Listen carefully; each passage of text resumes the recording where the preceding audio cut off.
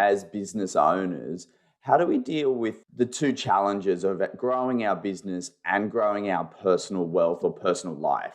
I see examples where people have taken money out of their company, whether it's salary, wages, dividends, or just borrowings, but they take money out of the company to do personal things. And then that starves the company of oxygen, which is cash, to do their business activities, and vice versa. They leave too much in the business and then they don't get to buy their own house. So how do you have those conversations and sort of navigate those two competing goals?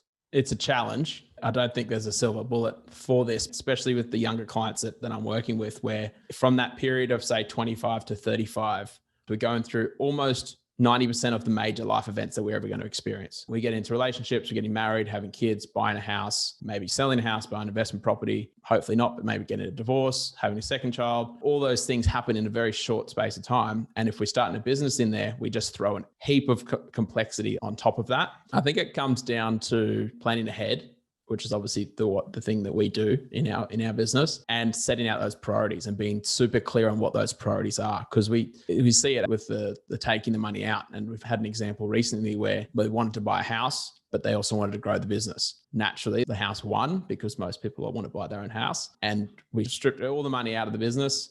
And then we were just having major cash flow problems in the business. So it's having that clear understanding. And obviously, if you're in a relationship, having your partner on board as well to say, okay, what is the priorities here? What are we trying to do? Do we want to buy the $1 million house as a lifestyle goal to live there and be really comfortable?